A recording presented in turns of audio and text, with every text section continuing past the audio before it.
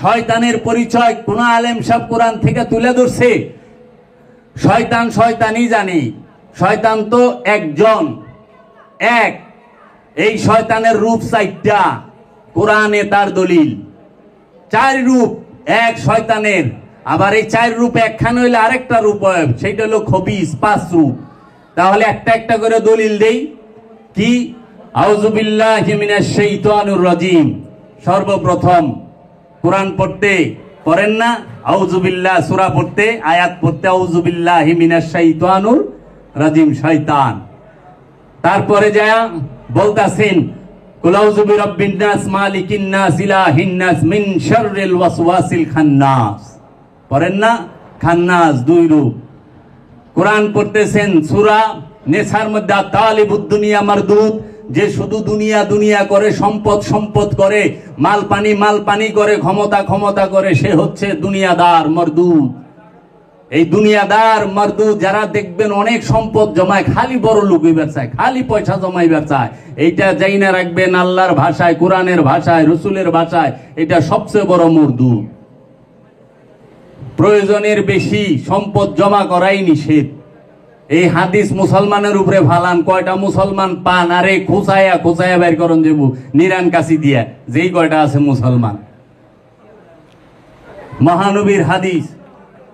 তাহলে পরে এই মারদুদ পাইলেন, আরেকটা রূপ আছে, সেটা হলো ইবলিশ।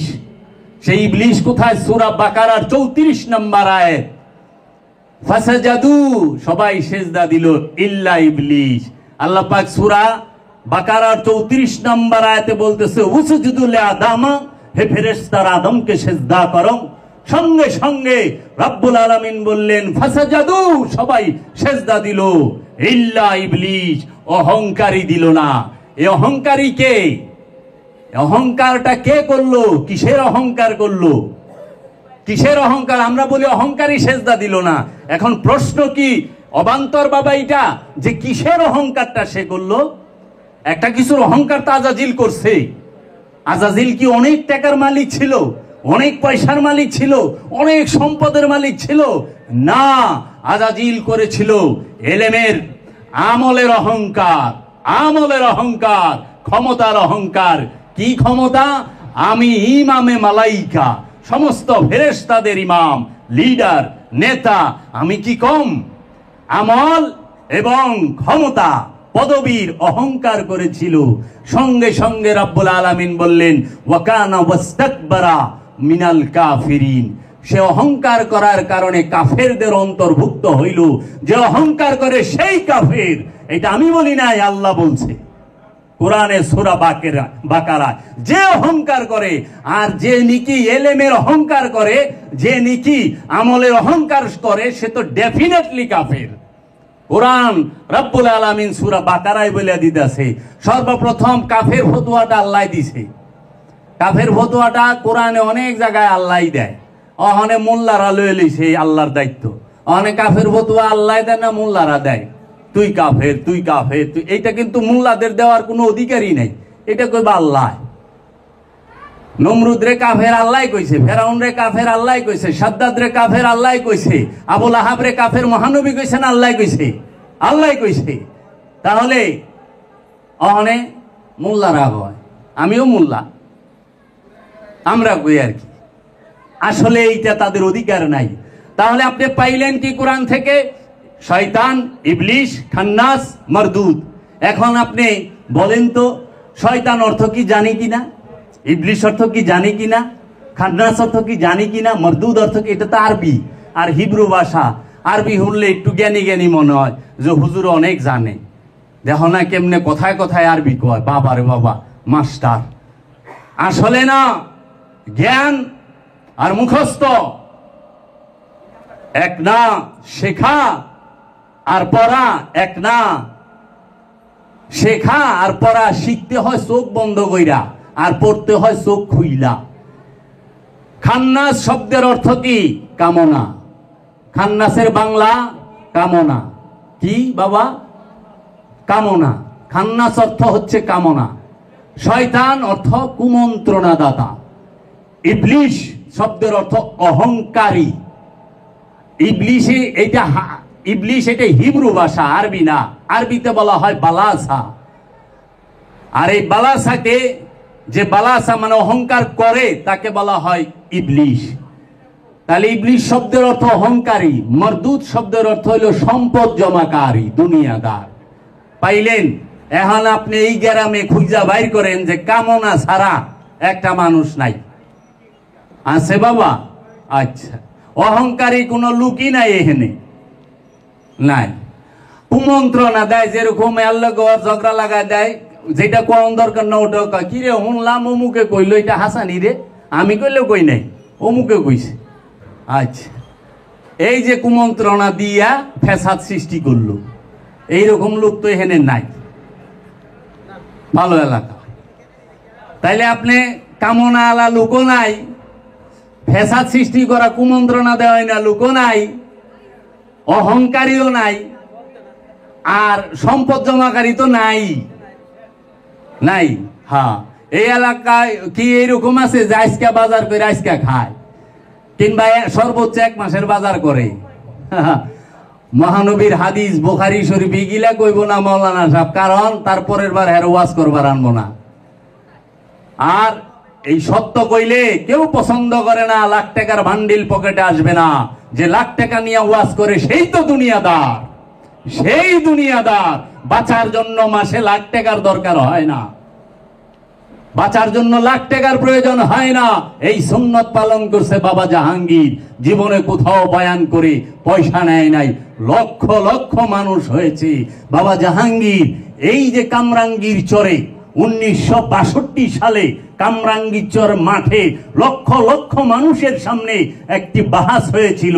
সেই বাহাসটির মধ্যে অংশ নিয়েছিলেন পাকিস্তানের হুসাইন ইবনে মাদানি, হুসাইন আহমদ মাদানি, যার কবর এখন লালবাগ মাদ্রাসায়। সে মাত্র 2 মিনিটে বাবা জাহাঙ্গীরের কাছে হাইরা গেছে, মাত্র 2 মিনিট। বাবা জাহাঙ্গীরের সামনে দাঁড়াবে বাংলার এমন কোন পীরও নাই, এই জ্ঞানের দিকে এমন কোন আলেমও নাই যে দাঁড়াবে। ওয়াজ আলোচনা তো অনেক পরের ব্যাপার, এইগুলা এই জ্ঞান সম্পর্কে এত জ্ঞানী, কিন্তু জীবনে কোনোদিন সে ওয়াজ কইরা পয়সা দেয় নাই। আর এখন ওয়াজ করা একটা পেশা হয়ে গেছে আমাদের, ওয়াজ করাটা আমাদের একটা সিজন ভিত্তিক পেশা। কোটি কোটি টাকার মালিক হয়ে গেছি, তাহলে পরে সম্পদ জমাকারী এনে নাই। তাইলে শয়তানের এই 4 গুণ কারো মধ্যে পাওয়া গেল না।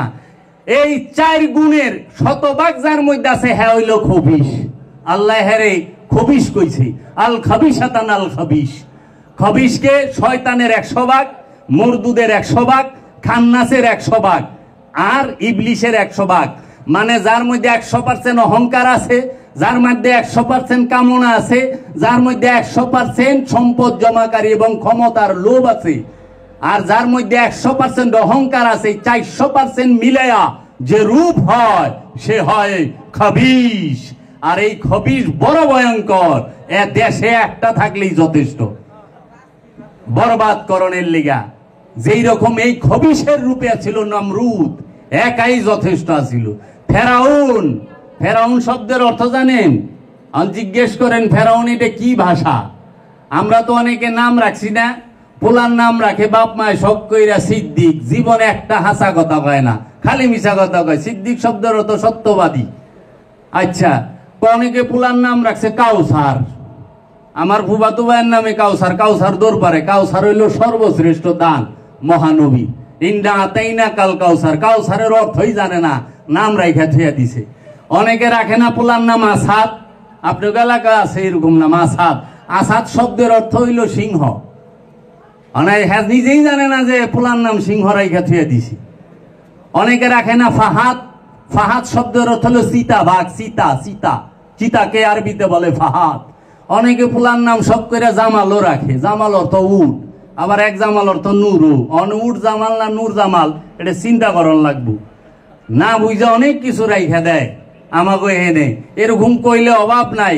অনেকে মেয়ের নাম কোরআন শরীফ থেকে রাখছে রিয়া, রিয়ামণি, রিয়া শব্দের অর্থ হলো গন্ধ। আবার অনেকে রাখছে কি জাহিমা, মেয়ের নাম জাহিমা, জাহিমা শব্দের অর্থ হলো জাহান্নামের প্রজ্বলিত আগুন। জাহান্নামের আগুন দৌড় পারবার লইছে, 8 বার লইছে, তাও জ্বলন্ত আগুন, ওইটারে কয় জাহিমা। নাম রাখার আগে অর্থ বুঝালেন। আমার বাইকটার নাম রাখছে সাফওয়ান, সাফওয়ান অর্থ হলো পাহাড়। আরেকজনে রাখছে রেদওয়ান, রেদওয়ান শব্দের অর্থ হলো ঝর্ণা। পোলার নাম ঝর্ণা রাইখা থুয়া দিছে, হ্যাঁ নিজেও জানে না। অনেকে খুব শখ করে রাখছে রায়হান, রায়হান শব্দের অর্থ তুলসী পাতা, তুলসী পাতার আরবি রায়হান। রায়হান রে তুলসী পাতা করে ডাক দিয়েন, দাঁত পইরা যাবগা। তাহলে না যাই না অনেক কিছু করে। ফেরাউন শব্দের অর্থ হচ্ছে সম্পদ জমাকারী। যে সম্পদ জমা করে তাহাকে বলা হয় ফেরাউন। আর মুসা নবীর জমানায় যাহারা সম্পদ জমা করত সেই ফেরাউন, যারা সুদ খাইতো তাদেরকে বলতো ফেরাউন, যারা জুলুম করতো তাদেরকে বলতো ফেরাউন। ফেরাউনের কাছে যাও, সেই মানুষকে জুলুম করতেছে, তাকে দিনের দাওয়াত দাও। ফেরাউন কি এখন গলিতে গলিতে নাই? গলিতে গলিতে নাই ফেরাউন। ফেরাউন কি এক জীবনের লেগা থাকবো? আবু জেহেল কি একবারের লেগা? না। এমন যে না মহানবীর আমলে আবু জেহেল আছিল, এই আমলে নাই। না, আবু জাহেল, আবু অর্থ হইল পিতা, জাহেল মানে মূর্খ, মূর্খের পিতা, যে তাকে বলা হয় আবু জাহেল। আহনে সে কেমন মূর্খ? সে কি এই লেখাপড়া সরে আলিফ বা তাসা জানতো না, এই মূর্খ? না না, সে আবু জাহেলের আসল নাম কি ছিল এইটাই তো অনেক মুসলমানে জানে না। আবুল হেকাম, আবুল হেকাম, আবুল অর্থ পিতা, হেকাম অর্থ জ্ঞানের পিতা, জ্ঞানীদের পিতা। আরব অহংকার করতে আবু জাহেলকে নিয়ে আমার কাছে আবুল হেকাম আছে। যেরকম ভারত অহংকার করেন আবুল কালাম আজাদ সাহেবকে নিয়ে, প্রেসিডেন্ট, উনি একজন বিজ্ঞানী। পাকিস্তান যে পারমাণবিক বোমা বানাইছে, যিনি আবিষ্কার করছে, তারে নিয়ে অহংকার করে না? এইরকম আরব অহংকার করতে আমার কাছে আবু জাহেল আছে, না আবুল হেকাম আছে। পরে মহানবী বইলা দিল আপনি আবুল হেকাম না, আপনি জ্ঞানীর পিতা না, আপনি হইলে আবু জাহেল, আপনি মূর্খদের পিতা। বিপরীত করিয়া দিছে, এইটাই দলিল হয়ে গেছে। এখন মানুষ এই নামেই জানে। কারণ কি, বড় যখন ছোটরে সার্টিফিকেট দেয়, ছোটরে কিছু দেয়, ওইটা সার্টিফিকেট হয়ে যায়। আর ছোট বড়রে কিছু দিলে ওইটা সার্টিফিকেট হয় না, ওইটা উপহার হয়। তো এই জন্য মহানবী সর্বশ্রেষ্ঠ। মহানবী যখন সার্টিফিকেট দিয়ে দিছে আবু জাহেল, ঠিকই আবু জাহেল। আর কোন কি দাঁড়িয়েও না, কমাও না, সোজা ফুল স্টপ মাইরা দিছে, একবার আবু জাহেল। তাইলে এই আবু জাহেল কি গলি গলিতে নাই? অনেক জ্ঞানী, কিন্তু নফস রুহের পার্থক্য জানে না। ইবাদত আমরা কেন করি যদি জিজ্ঞেস করে যে ইবাদত করেন কেন, আল্লাহরে খুশি করবার লিগা। তাই ইবাদত আল্লাহ খুশি হয়? ইবাদত করলে আল্লাহ খুশি হয়? তাইলে তো আজাজিলের ইবাদত আল্লাহ সবচেয়ে বেশি খুশি থাকতো। আজাজিল আর শয়তান হইতো না, কারণ অনেক ইবাদত করছে তো। আপনি যদি ইসলাম সম্পর্কে কোন রকম ধারণা, ইসলামের মধ্যে প্রবেশ করতে চান, ধারণা আনতে চান, সর্বপ্রথম আপনার অক্ষর পরিচয়টি জানতে হবে। আত্মদর্শনের, সুফিবাদেরও একটা অক্ষর পরিচয় আছে। যেরকম আপনি যে কোনো ভাষা শিখবেন, পড়া শিখবেন, লেখা শিখবেন, আগে অক্ষর চিনতে হবে না? বাংলা লিখতে গেলে সরয় সরা চিনতে হবে, স্বরবর্ণ ব্যঞ্জন বর্ণ চিনতে হবে। ইংরেজিতে শিখতে গেলেও ABCD জানা লাগবে, আরবি শিখতে গেলেও আলিফ বা তা সা এটি জানতে হবে। এগুলা না জানলে আপনি লিখবেনই কেমনে, আর আপনি বুঝবেনই কেমনে? তাহলে মূল বিষয় কি ইসলামের? মূল বিষয়, যদি কেউ ইসলাম সম্পর্কে কিছুটা জানতে চায়, সর্বপ্রথম তার জানতে হবে শয়তানের পরিচয়। শয়তানের পরিচয়, শয়তানের পরিচয়টা হচ্ছে সুফি জগতে প্রবেশ করার অক্ষর জ্ঞানের মতো। আমি যদি আমার শত্রুকে না চিনি, শত্রু সম্পর্কে না জানি, আমি সতর্ক কিভাবে হব? প্রতিটা মানুষের শত্রুকে, নফসের শত্রুকে শয়তান। কোরআন বলতেছে ইয়া বানি আদম লা তা'বুদু শাইতান ইন্নাশ শাইতানা লাকুম আদুব্বুম মুবিন। হে বানি আদমেরা, হে আদমের সন্তানেরা, তোমরা কখনো শয়তানের অনুসরণ করিও না, কারণ শয়তান হচ্ছে প্রকাশ্য শত্রু। আজকের এই সমাজ, আজকের এই আলেম সমাজ, শুধু সমাজ না, আলেম সমাজ জানে না শয়তানের পরিচয় কি, জানে না কোরআনুল মাজিদে শয়তানের পরিচয় কিভাবে বলা হয়েছে, কোরআনুল মাজিদের শয়তানের পরিচয় কিভাবে প্রকাশ করা হয়েছে। এই আলেম সমাজ শুধু কোরআন শরীফ পড়লো, মুখস্থ করলো, কিন্তু কোরআনের নিগুড় রহস্য তারা বুঝতে পারলো না, শয়তানের পরিচয় পায় নাই। আর শয়তানের পরিচয় যদি না পান, আপনি সতর্ক কিভাবে থাকবেন? সতর্ক কিভাবে থাকবেন? ইবাদত কিসের জন্য? ইবাদত আমরা কেন করি? যদি জিজ্ঞেস করে যে ইবাদত করেন কেন, আল্লাহরে খুশি করবার লিগা। তাই ইবাদতে আল্লাহ খুশি হয়? ইবাদত করলে আল্লাহ খুশি হয়? তাহলে তো আজাজিলের ইবাদত আল্লাহ সবচেয়ে বেশি খুশি থাকতো।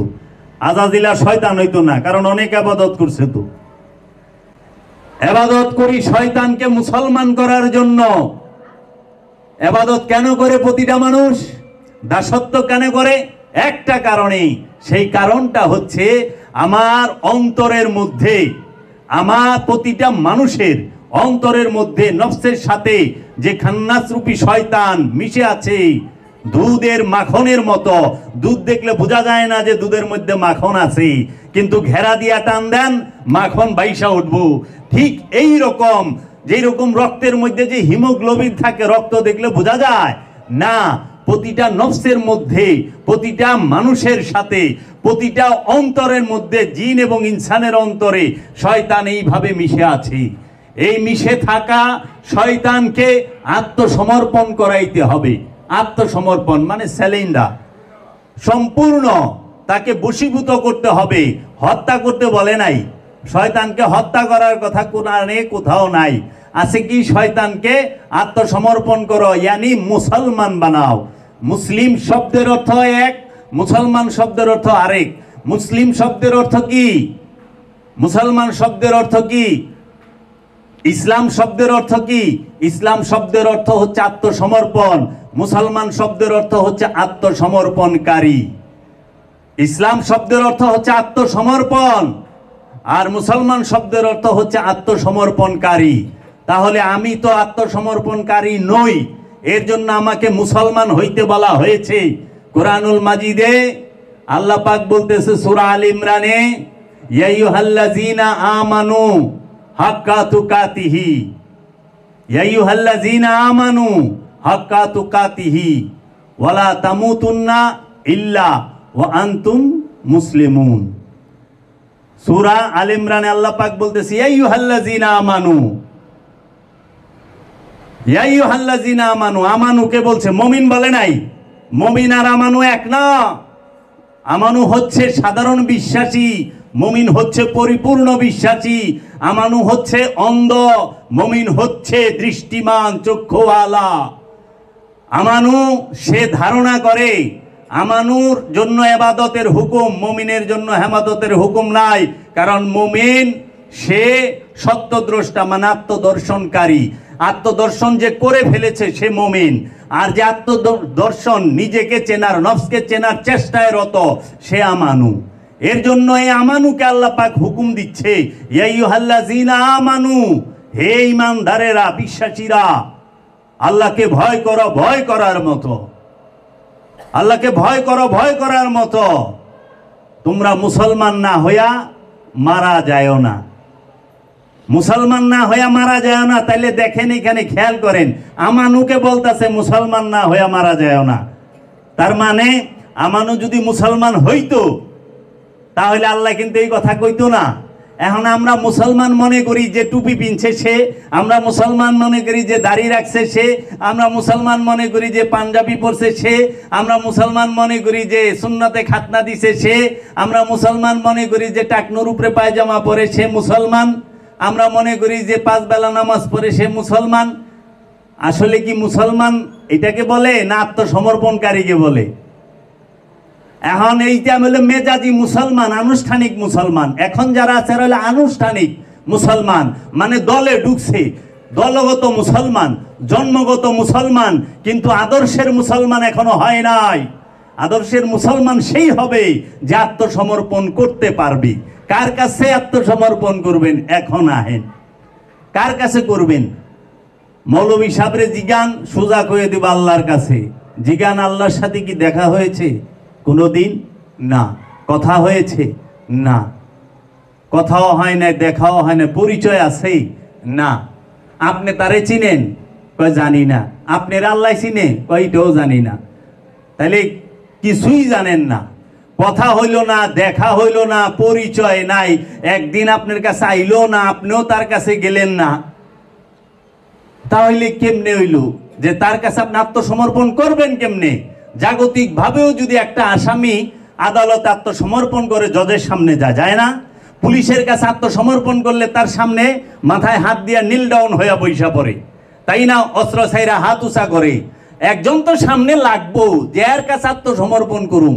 এখন আপনি কেউ সামনেও নাই, আবার আপনি কইতেছেন আল্লাহ নিরাকার, আবার আপনি কইতেছেন আল্লাহরে দেখাও যায় না। আপনি আত্মসমর্পণটা করবেন কার কাছে? এর জন্য আল্লাহ বলেছেন আমার রসুলের কাছে যাও। রসুলের কাছে আত্মসমর্পণ করতে হয়। কার কাছে? রসুলের কাছে। রসুলের কাছে যদি কেউ আত্মসমর্পণ করে, সে আল্লাহর কাছে আত্মসমর্পণ করে। এর জন্য আল্লাহ রাব্বুল আলামিন বলেছেন যে হে আমার রসুল, হে আমার হাবিব, ইয়া আইয়ুহান নবী, হে আমার নবী, যাহারা আপনার হাতে হাত দিয়া বায়াত হইল, তারা আমি আল্লাহর হাতে হাত দিয়া বায়াত হইল। যাহারা আপনার চেহারা দেখলো, তারা আমি আল্লাহর চেহারা দেখলো। হে আমার হাবিব, কাফেরদেরকে কঙ্কর আপনি নিক্ষেপ করেন নাই, আমি রব্বুল আলামিন নিক্ষেপ করেছি। আমার রামাইতা ইজ রামাইতা ওয়ালাকিন্নাল্লাহ রামা। হে আমার হাবিব, আল্লাহ রব্বুল আলামিন কঙ্কর নিক্ষেপ করছে, কিন্তু সাহাবায়ে কেরাম দেখলেন, মাওলা আলী দেখলেন, মহানবী কঙ্করে নিক্ষেপ করেছে। আল্লাহ কইতেছে আমি করছি, তার মানে রসুলের হাত আল্লাহর হাত, রসুলের পা মুবারক আল্লাহর পা মুবারক। এর জন্য কোরআন বলতেছে হে ইমানদারেরা, তোমরা আমার হাবিবের কাছে যাও, গিয়ে তার কাছে তওবা করো, তার কাছে ইস্তেগফার করো, তার কাছে সম্পদ সমর্পণ, সমস্ত সম্পদ তাকে দান করো। সে যদি তোমাদের জন্য দোয়া করে, তাহলে পরে তোমাদের তকদির খুলে যাইব, মাফ হবে। আবার দুই ভাবে হয়, একটা হইল কর্মের মাধ্যমে, আর একটা হইল দুয়ার মাধ্যমে। রসুলের যে আদেশ নির্দেশ সেইটা পালন করলেও মানুষের ভাগ্যের পরিবর্তন হয়, আবার রসুলের দুয়ার মাধ্যমেও মানুষের ভাগ্যের পরিবর্তন হয়। আল্লাহ দুইটা দিকই রাখছে।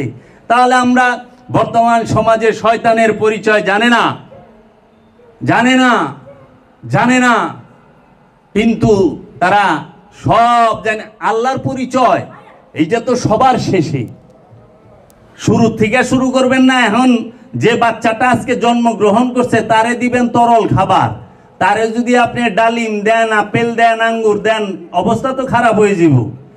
যে বাচ্চাটা নবজাতক সে তরল খাবার খাবে, যে কিশোর সে একটু ভারী খাবার খাবে, যে যুবক সে অনেক ভারী খাবে, যে বৃদ্ধ সেও তরলের মধ্যে ফল ফলাদির মধ্যে থাকে। তো বিরিয়ানি সবচেয়ে উৎকৃষ্ট খাবার, কিন্তু বাচ্চার জন্য এটা নিকৃষ্ট হয়ে যাইব। আবার সুজি আর দুধ এটা বাচ্চার জন্য সবচেয়ে উৎকৃষ্ট, কিন্তু যুবকের জন্য এটা অপমানজনক। এর জন্য যে যেখানে উপযুক্ত সে তাকে সেইটা দিতে হবে। আগে শয়তানের পরিচয় জানেন সর্বপ্রথম।